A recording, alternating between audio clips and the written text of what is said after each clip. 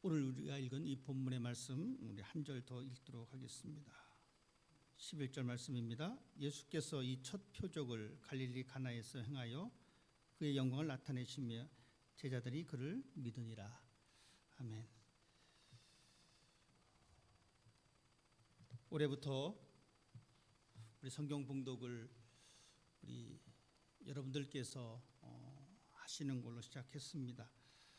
여러분, 이 성경 봉독하는 것 집사님 어떠세요? 쉽지만은 않는 것 같습니다. 그런데 우리 집사님 성경 봉독 하실 때 그냥 성경책 들고 오셔서 읽는 것이 아니라 이렇게 노트에 다 적어 오세요. 여러분, 이렇게 노트에 적는다는 것은 내가 이 말씀을 몇 번이고 본다는 이야기입니다. 그럼에도 불구하고 읽다 보면 실수하는 부분도 있어요.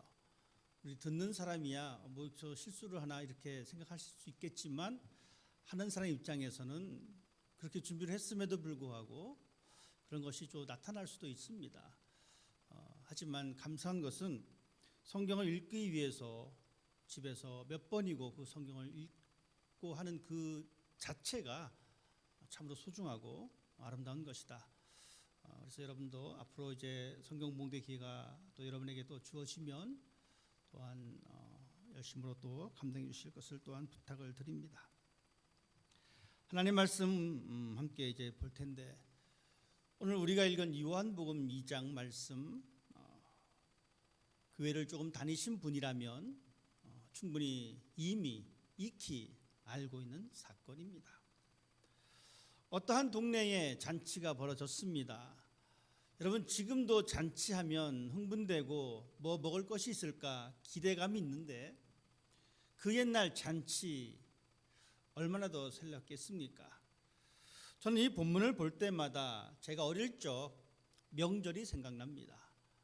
명절이 되면 집에서 쌀을 가져다가 그 쌀 대야 있죠. 커다란 다라이라고 하죠.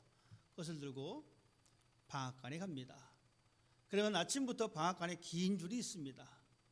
그러면 그 긴 줄 앞에서 내가 가지고 온 쌀을 내려놓고 기다립니다. 순서에 의해서 조금씩 앞당겨지면서 점점 방앗간 입구가 가까이 올수록 제 코에는 그 떡진 맛있는 냄새가 납니다.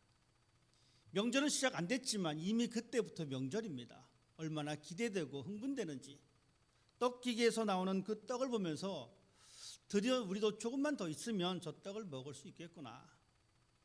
그것이 단지 한 40년 전의 일입니다. 물론 지금은 젊은 세대에게 그런 추억이 없을 수 있겠지만 여기 앉아 계신 대부분의 분들은 잔치하면 그런 흥겨운 모습을 떠올릴 수밖에 없습니다. 그 옛날도 마찬가지였습니다. 한 동네에 잔치가 벌어졌습니다. 우리식으로 따지면 떡도 있고 전도 있고 고기도 있고 또 막걸리도 있습니다.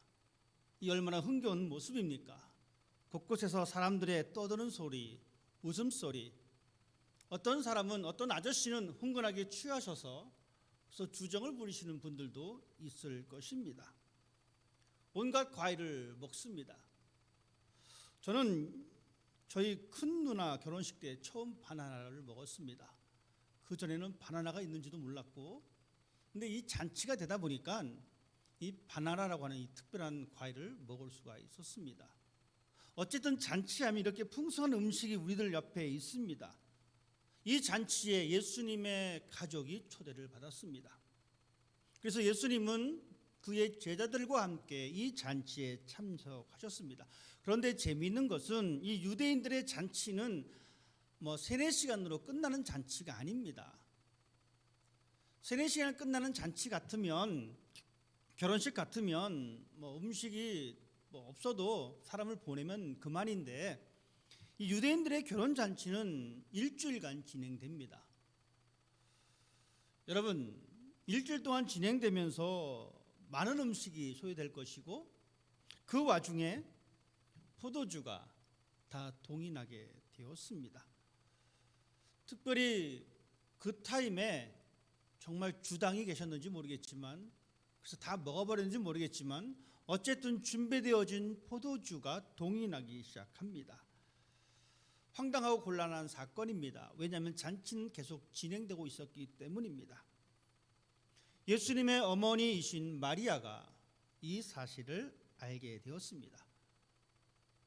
그리고 예수님에게 나와서 이제 이 포도주가 다 떨어진 상황에 대해서 이야기를 합니다. 그러자 예수님께서 퉁명스럽게 대답합니다. 포도주가 떨어진 것이 나랑 무슨 상관이 있습니까? 하지만 어머니는 이 아들에게 이 포도주가 떨어졌다라고 이야기했고, 예수님께서는 이 이야기를 들으신 이후에 그 근처에 있었던 항아리, 이 항아리는 사람들이 음식을 먹을 때에 부정했던 이 손을 씻는 그런 의식의 항아리입니다. 그것을 씻는 그 항아리가 있는데 그 항아리에 물을 채우라라고 말씀을 하셨습니다. 그리고 하인들에게 그 채운 것을 갖다 주어라.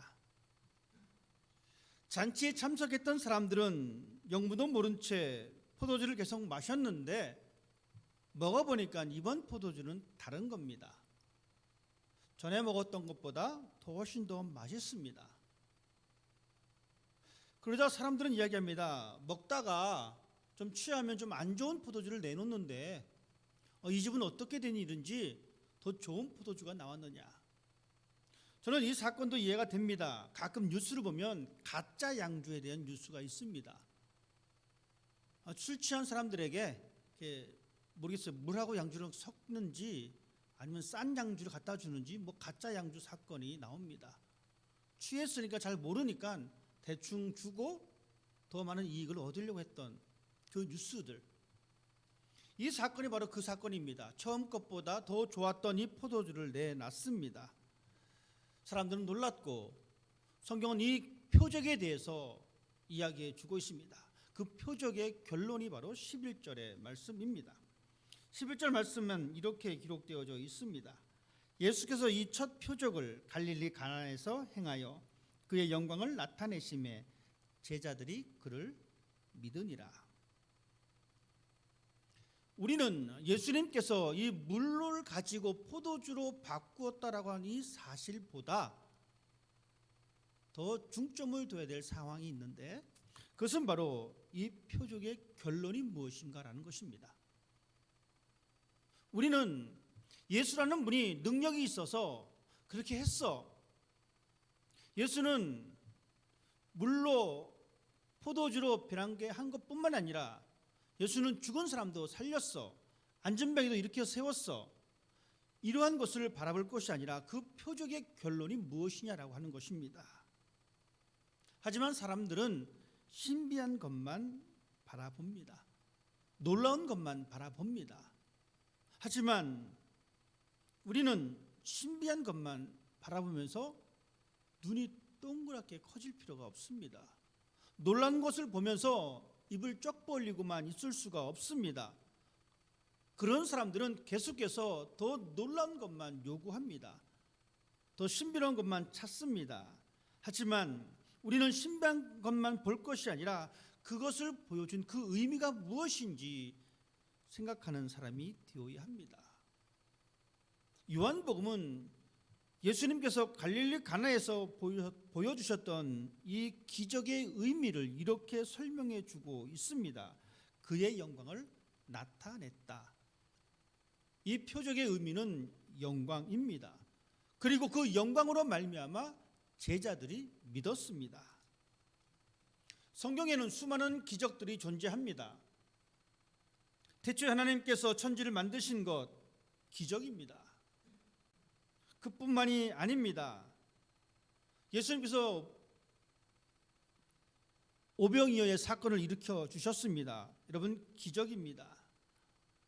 이스라엘 백성들을 홍해를 건너갈 수 있는 물을 멈추고 거기에 길을 내셨습니다. 기적입니다. 성경은 온통 기적에 관한 이야기입니다. 성경은 기적을 담고 있지만 그 기적이 목적이 아닙니다. 그런데 우리는 그 기적을 목적으로 두고 살아갑니다. 기적이 일어나야지만이 됐다, 다 이루었다라고 생각합니다. 하지만 이 기적을 일으키는 것은 마술사들이 하는 것입니다. 예수님은 마술사가 아닙니다. 성경은 기적을 이야기하고 있지만 우리의 목적은 기적이 되어서는 안 된다는 이야기입니다. 예수님께서는 표적을 보여주셨습니다. 이 표적은 사람들을 위한 것이 아닙니다. 사람들의 바램을 위한 것이 아니라 이 표적의 궁극적인 목적은 하나님의 일을 위한 것이라는 것입니다. 하나님께서 천지를 창조하셨습니다. 물론 그 속에는 사람을 위한 것이지만 궁극적인 목적은 하나님을 위한 것입니다. 왜냐하면 우리가 살아가는 삶의 모든 것이 하나님의 영광이 목적이기 때문에 그렇습니다. 하나님께서 이 포도주를 만드신 것도 하나님의 영광을 위한 것이고 오병이의 기적을 보여주신 것도 하나님의 영광을 위해서인 것을 우리는 기억해야 합니다. 즉 이 표적에는 하나님께서 예수님 안에서 일하고 있음을 보여주고 있는 사건입니다.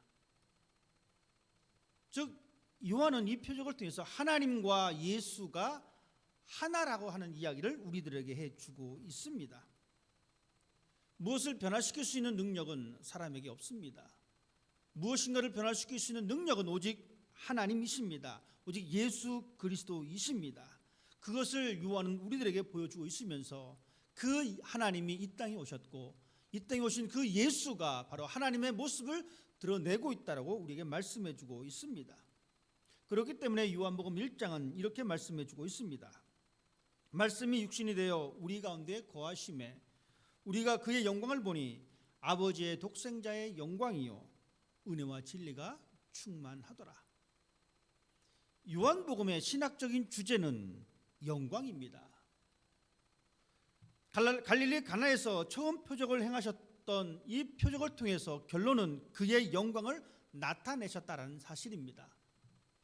여러분, 우리는 하나님께서 주시는 이 귀한 표적들을 통하여 하나님의 영광이 무엇인지 그것을 살펴볼 줄 아는 사람이 되어야 합니다. 물이 변하여 포도주가 되었습니다. 참 재미있는 것은 예수님의 여러 가지 사건들을 기록해 놓은 것이 복음서인데 이 물이 변하여 포도주가 된 것은 요한복음에만 기록된 사건입니다. 마태도 마가도 누가도 예수님의 수많은 이적들을 기록했지만 이 사건은 기록하지 않았습니다. 그런데 요한은 이 사건을 기록했습니다. 같은 사건이라도 어떤 관점에서 해석하느냐에 따라서 다름을 볼 수가 있습니다.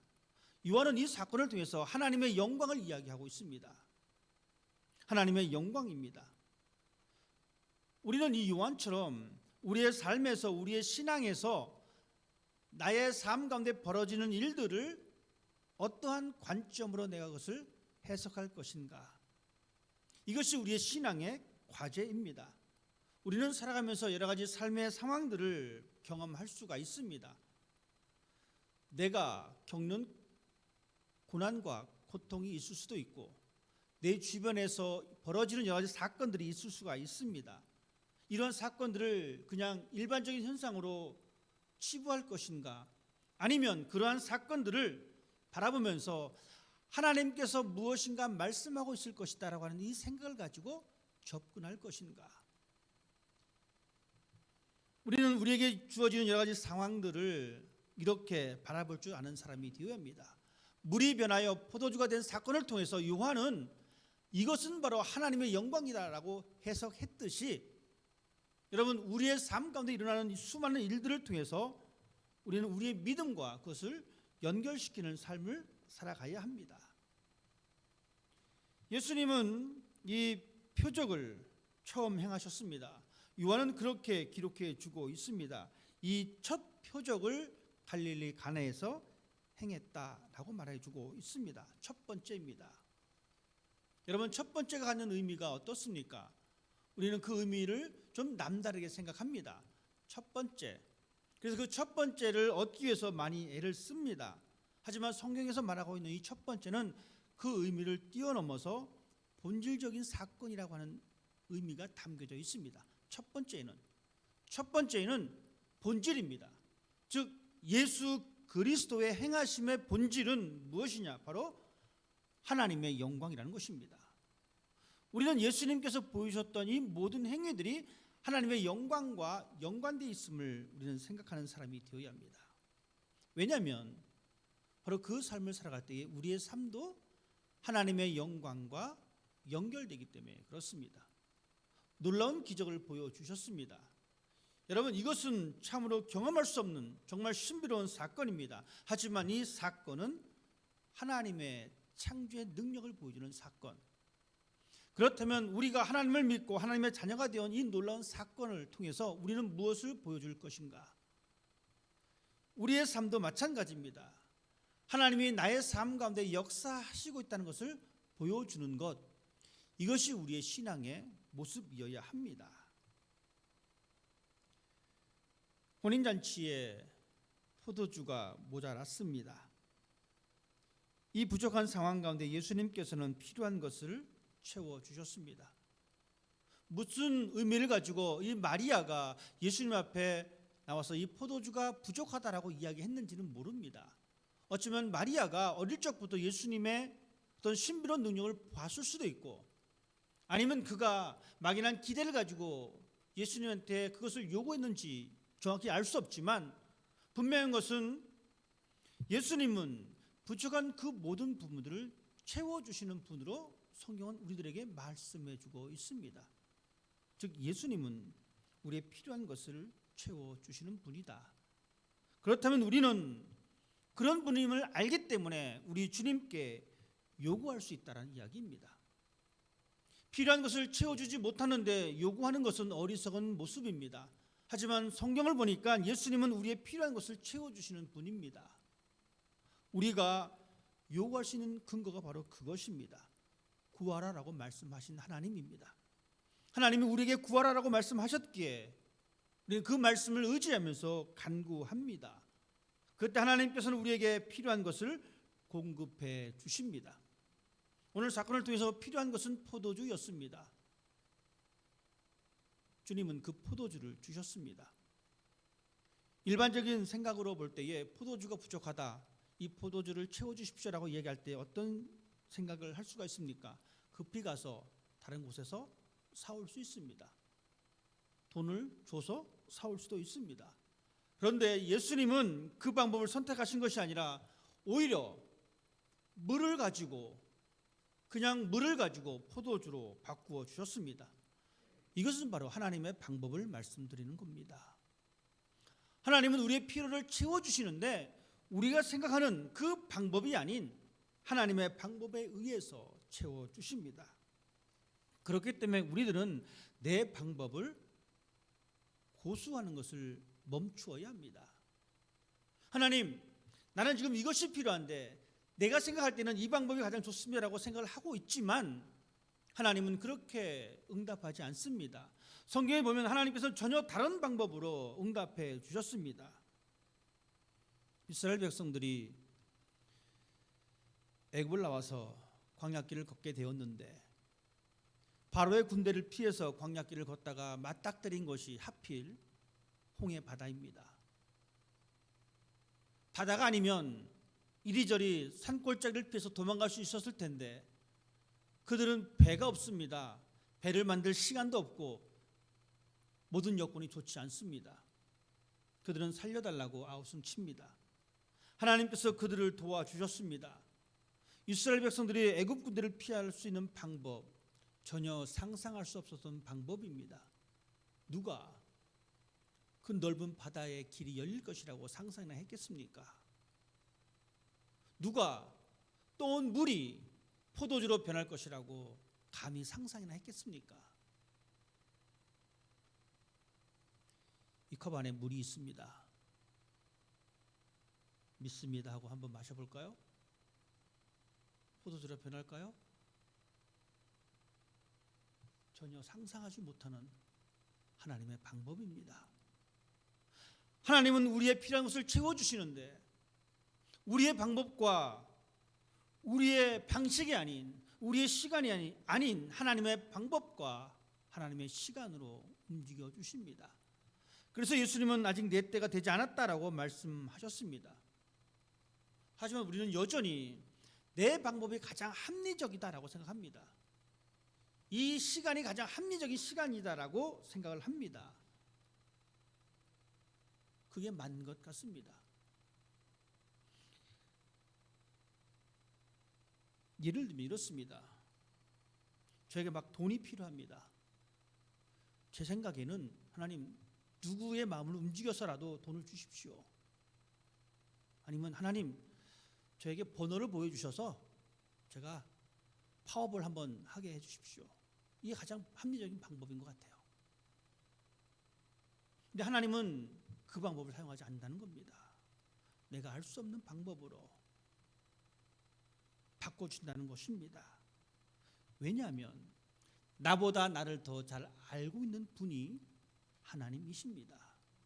하나님 우리의 마음을 창조해 주셨습니다. 그렇기 때문에 하나님께서는 하나님께서 원하시는 가장 최선의 것을 통하여 우리에게 응답해 주십니다. 하나님의 시간을 바라보십시다. 하나님의 방법을 바라보십시다. 내가 생각하는 가장 합리적인 것이다 할지라도 하나님께서는 그것이 가장 합리적이 아니다라고 말씀하시면 우리는 그것을 받아들이는 사람이 되어야 합니다. 이것이 바로 신앙인의 모습입니다. 신앙은 철저하게 내 입장이 아니라 하나님의 입장입니다. 그런데 우리는 가끔가다 잘못 생각합니다. 신앙은 내 입장이야, 내 관점이야. 아닙니다. 신앙은 하나님의 입장과 하나님의 관점입니다. 예수님은 우리를 바꾸어 주십니다. 항아리에 물을 채워라. 그 물을 갖다 주어라. 바꾸신 분은 예수님이십니다. 그 예수님은 우리를 바꾸어 주셨는데 그 예수님은 우리에게 변화를 주려고 오셨다라는 이야기입니다. 그렇기 때문에 사도 바울도 말하기를 이전 것은 지나갔으니 보라 새 것이 되었다. 누구 때문에? 예수 때문에 이제 새 것이 되었다라고 말씀해 주고 있습니다. 예수님은 우리를 변화시키려고 오셨습니다. 그 예수님은 우리의 상태를 변화시켜 주셨습니다. 죄와 사망의 상태에서 용서와 생명으로 변화시켜 주셨습니다. 예수님은 우리를 이렇게 변화시켜 주셨는데 여러분 우리가 기억해야 될 것은 이 변화가 과연 누구를 위한 변화인가라는 것입니다. 예수님이 나를 변화시켜 주셨으면 이제 나는 나를 위해서 살면 됩니다. 잘못된 것입니다.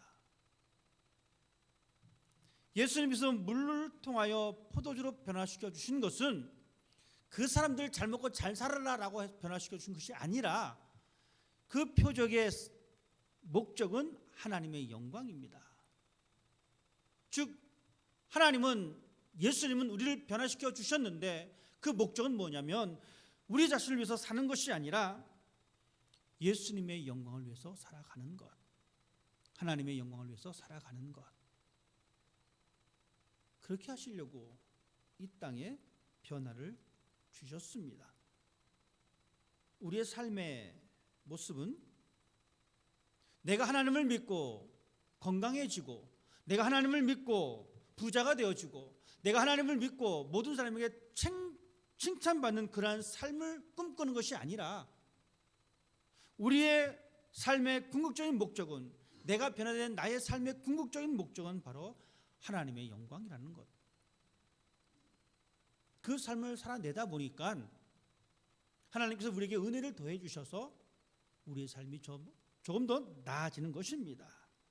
하지만 사람들은 자신의 삶을 드러냅니다. 나를 드러내는 것은 교만입니다. 교만은 죄입니다. 예수님은 우리를 변화시켜 주시려고 이 땅에 오셨고 십자가에 죽으셨습니다. 우리는 그 예수로 말미암아 변화된 사람입니다. 그렇기 때문에 이제는 나를 드러내는 것이 아니라 내 속에 살아계시는 예수 그리스도를 드러내는 삶이 되어야 합니다. 사도행전에 보면은 자기를 드러내려고 한 사람이 있습니다. 아나니아와 삽비라입니다. 많은 사람들이 자신의 재산을 팔아서 교회에 바칩니다. 교회에 바치니 사람들이 얼마나 부러워했겠습니까? 박수를 쳤겠습니까? 그러던 와중에 이 아나니아와 삽비라고 하는 이 부부가 이 일에 동참하게 됩니다. 그리고 그는 자신의 것을 팔아서 교회에 바쳤습니다. 그랬으면 좋았는데 한 걸음 더 나아갑니다. 이들은 자신들을 드러냅니다. 은혜 받아서 하나님 앞에 뭘 바쳤는데 자신을 드러내는 이 모습. 바리새인들 역시 마찬가지입니다. 자신의 의를 드러내려고 기도했다라고 성경은 기록해 주고 있습니다. 예수님은 그 모습을 좋아하지 않으셨습니다. 우리가 예수로 말미암아 변화된 존재라면 여러분 기억하십시다. 우리가 드러낼 것은 하나님의 영광입니다. 우리가 하나님의 자녀가 된 것이 기적입니다. 놀라운 사건입니다. 왜냐? 우리가 영원히 죽을 수밖에 없었던 우리의 생명이 이제 영원한 생명으로서 변화되었기 때문에 우리는 이렇게 놀라운 존재입니다. 그렇기 때문에 더욱더 우리는 하나님의 이름을 드러내는, 예수님의 영광을 드러내는 삶을 살아가는 사람이 되어야 합니다. 예수로 말미암아 우리가 존재론적으로 완전히 변했습니다. 하나님의 자녀로 변했습니다. 하지만 여전히 우리는 이 땅에 살기 때문에 부족합니다. 그러면 언제 우리가 완전히 변화될 것인가? 죽음의 관문을 통과해서 부활의 몸을 입을 때에 우리는 완벽하게 변화됩니다. 예수님께서 부활의 몸으로 완벽하게 변화되었듯이 우리도 그때에 완벽하게 변화될 것입니다. 예수님께서 물을 가지고 포도주로 만들어 주셨습니다. 이 표적의 결과가 제자들의 믿음입니다. 그렇다면 우리도 마찬가지입니다.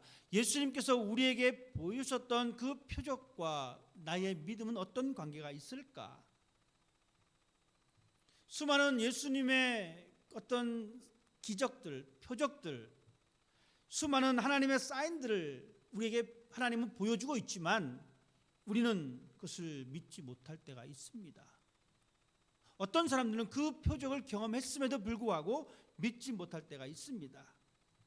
여러분, 경험했다라고 해서 다 믿는 것은 아닌 것 같습니다. 경험한 사람은, 어떤 사람은 그 경험이 끝인 거예요. 그렇다면 우리는 하나님이 우리에게 보여주셨던 수많은 사인들을 보면서 믿는 사람이 되어야 합니다. 그것을 볼 수 있는 믿음을 달라라고 우리는 외치는 사람이 되어야 합니다. 예수님이 하나님의 영광을 보여주셨고, 예수님이 하나님의 아들이심을 보여주셨고, 이 땅에 임하신 하나님의 모습을 보여주셨고, 그것을 제자들은 보았습니다. 우리에게 필요한 것은 그러한 안목입니다. 우리가 살아가면서 하나님은 수많은 사인들을 우리에게 보여주고 계십니다. 난 아직 못 봤는데, 아직 못 볼 수 있어요. 그것이 하나님의 사인인지 느끼지 못하기 때문에. 그렇다면 우리는 하나님 앞에 간구하는 사람이 되어야 합니다. 하나님, 하나님의 사인을 제가 알아차리게 해주십시오. 왜요? 그것을 알아야지 이 제자들처럼 믿기 때문에 그렇습니다. 그레스 교회 성도 여러분, 예수님께서는 그 영광을 이미 우리들에게 보여주셨습니다. 그리고 그것을 본 자들은 믿었습니다. 우리 모두는 이런 하나님의 영광을 보는 사람이 되기를 원합니다. 그리고 하나님을 위해서 여러분의 삶을 통해서 그것을 드러낼 수 있는 사람이 되기를 원합니다. 하나님을 믿는 우리들에게 경험할 수 있는 큰 기쁨은 바로 그러한 변화된 삶입니다. 그 변화를 위해서 예수님은 오셨고 예수님은 죽으셨고 우리가 이건 그 변화의 삶을 살기를 말씀하고 계십니다. 한 주간의 삶을 통하여 내가 어떻게 변화된 삶을 살아낼 것인가 기도하는 가운데 살아갈 수 있는 여러분 되시기를 주님의 이름으로 부탁을 드립니다. 기도하겠습니다. 예수님께서